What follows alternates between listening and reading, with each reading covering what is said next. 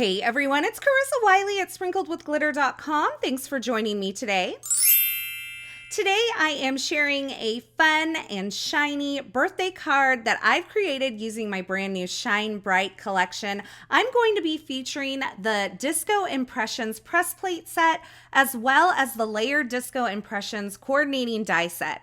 These press plates create these fun disco balls and they're perfect for using with your Glimmer hot foil system or with your Better Press letterpress system. Now we've included the press plates as well as the coordinating dies to die cut these out, and there is also a layering stencil set which can be used as a standalone or you can use it with the Layered Disco Impressions press plate set.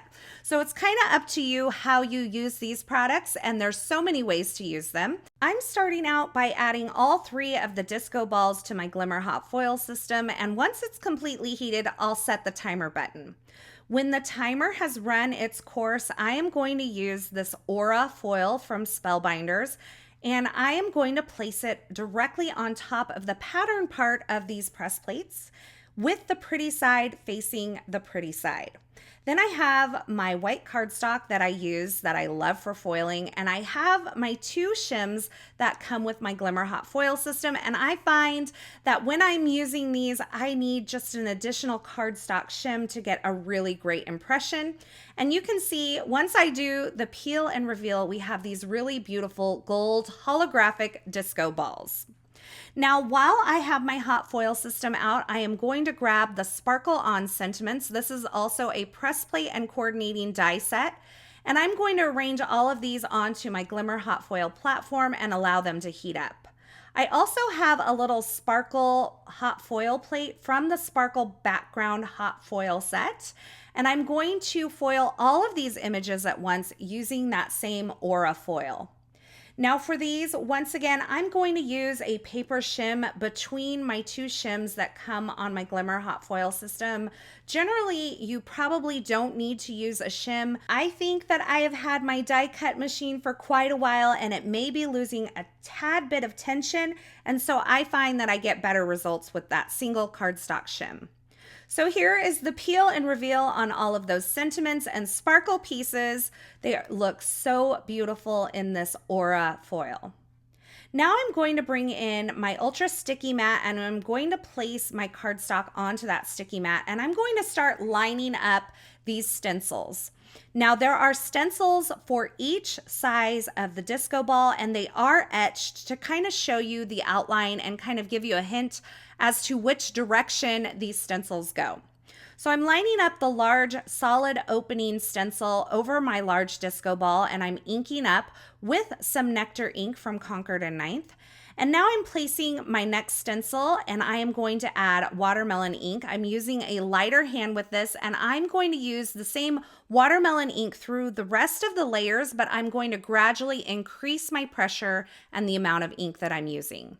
Now, each time I line up these stencils, I'm kind of pointing out that etched line on the stencil, which is hard to see in the video, but you can see it when you are creating in person.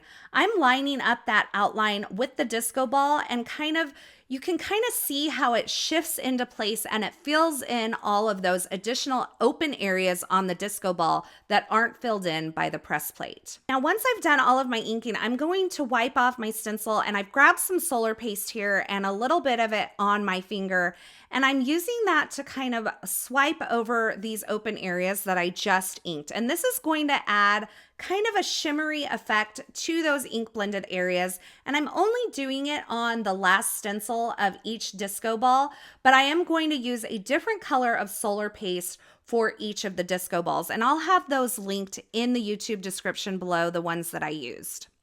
Now I'm moving on to the medium disco ball, and I'm following the same steps that I did with the larger disco ball. I'm starting out with sea glass ink for that solid area, and I'm moving to juniper ink for the additional 3 layers.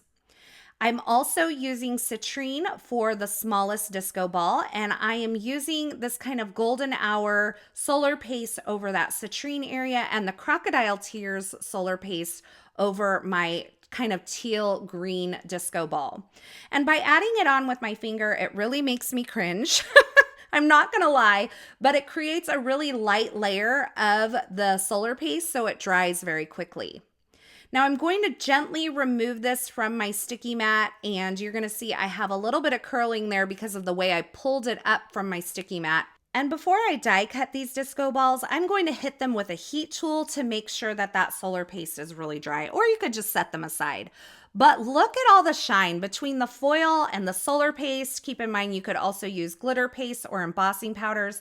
There is so much shine on these disco balls, and I love that you can customize the color of these using those layered disco impression stencils.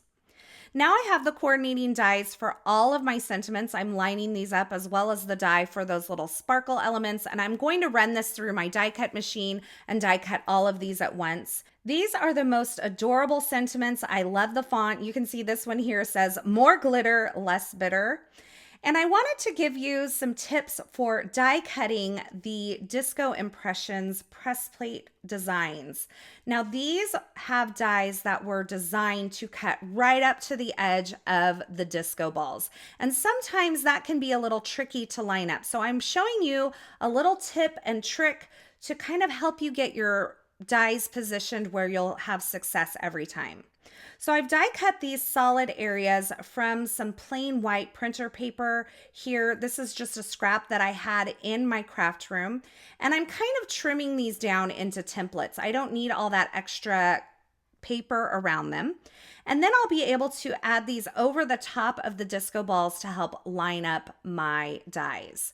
Now, because there wasn't contrast between the color of the paper and the background, I decided to use a Copic marker to add some color right at the edge of these openings so that I'll have something kind of that will give it some contrast, so that when I lay this disco ball die cut over the top of the pressed and stenciled images, I can kind of see a differentiation between that die cut opening in the paper and the background that I'm creating on.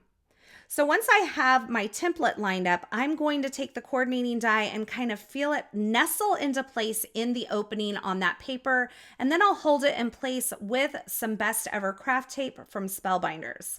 I'm going to repeat the process with all three of these disco balls. I couldn't do the smallest disco ball at the same time because it was overlapping my templates here. So I'm just going to die cut the large and the medium one first, and then I will go back and die cut the smallest one. And you're going to see by using this template, I have my die perfectly lined up around that disco ball. So if you're having a problem kind of lining up these very close dies, then use this template trick to help you get the best results.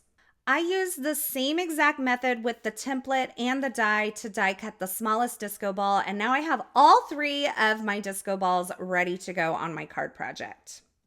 So for this card project, I decided to use all three disco balls, and I decided to kind of arrange them in the top left corner of this piece of cardstock.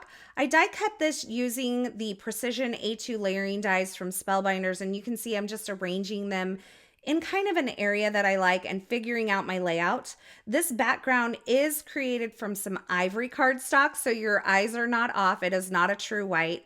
And what I'm going to do is once I figure out my positioning for these die cuts, I'm going to temporarily adhere them with a little tape runner adhesive. I'm using a very small amount because I want to be able to lift these up and replace them using some foam adhesive after I get everything arranged and trimmed down. So you can see I'm just kind of tucking things in and repositioning as I like them, but I'm not using a ton of tape runner adhesive to do this. I want to just reiterate that I'm just using a very little bit. Now, once I have those in place, I will take this over and I will trim off the overhang using a pair of scissors. And these are some of my favorite scissors from Spellbinders. They cut like butter, and I'm not joking. They do such a great job with foil as well. Once I have those two trimmed off, I'm going to position the smallest of the disco balls kind of on that lower left-hand side. Once again, using a little bit of tape runner adhesive and trimming off the excess. Now, once those are in place, I'm going to use some repositionable tape. This is mint tape from scrapbook.com to keep all of these die cuts together as I lift them off the card front. Then I'm going to flip them over and I'm going to add some foam adhesive to all 3 of these pieces at once. I'm being very gentle to lift these off. They are held in place with a little bit of tape runner adhesive, and I don't want to kind of pull my arrangement apart. So I'm just being a little bit ginger with this. And then I'll add foam adhesive all over the back of these die cuts and allowing the foam adhesive to kind of overlap the various die cuts to hold them together as well.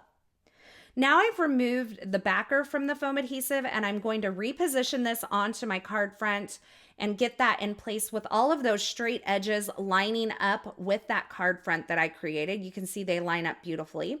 And now I have my You've Got That Birthday Glow sentiment. I've die cut a couple additional plain white layers to add behind this to give this a little bit of depth and dimension on my card front. And I've also die cut the outline or that solid sentiment piece from a few different colors of cardstock that coordinate with the disco balls. I'm going to layer these up and kind of slightly offset them to bring a little more color and a little more pop to my card.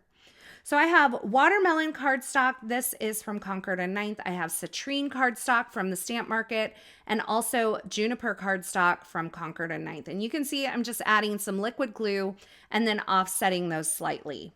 Now, once I have those all kind of stacked up, I'm going to take my plain white layer that is also stacked up and I'm going to offset it as well. So you will have the white layer with these 3 colors behind it, kind of giving that like reflection feel that disco balls have. I love the way that this card turned out. I think it's such a fun way to celebrate a birthday, and it really does just have a celebratory and kind of party vibe. So you can see once again, I'm using liquid glue to position that sentiment on those offsets there and create a really nice focal piece on my card. Now, I was loving the way this looked on the left side, but I didn't love the way these were kind of poking out on that right side. So I went ahead and just snuck my scissors in there and trimmed off that piece so you only get the shadowing on the left-hand side of this sentiment grouping. Now I'm going to use some foam adhesive. I'm going to place that on the back and I'm going to add the sentiment to my card front. And I'm just kind of nestling that into that corner that's created by the disco balls. Now, I realized when I was editing this video that I forgot to film the very end of this. I did add a sentiment strip that I created using the Shine Bright Sentiment Strips press plate and coordinating die set from the Shine Bright collection. I added my little sparkle pieces with some foam adhesive and I layered this card front up on a piece of gold cardstock and then added it to a sea glass card base. This is such a fun birthday card. I love the way it turned out. I love that you can really create some versatility with these press plates by adding the layered Disco Impressions stencil set so that you can add paste and inks and all kinds of things to really dress up these disco balls. Now, as always, I will have links to the featured products used in this project in the description at YouTube. So if you're looking for something in particular, be sure you check there, or you can head on over to my blog at sprinkledwithglitter.com. Over there, you'll find more still shots, more information, and a complete list of supplies. Thank you so much for watching today. I hope you enjoyed this project, and I hope you enjoyed this video. If you did, don't forget to subscribe and turn on the notifications here on my YouTube channel so you don't miss any of my card making and video tutorials. And I would love it if you would give this video a thumbs up. Thanks again for watching. Don't forget to shine bright, and until next time, I hope you have a fabulous day.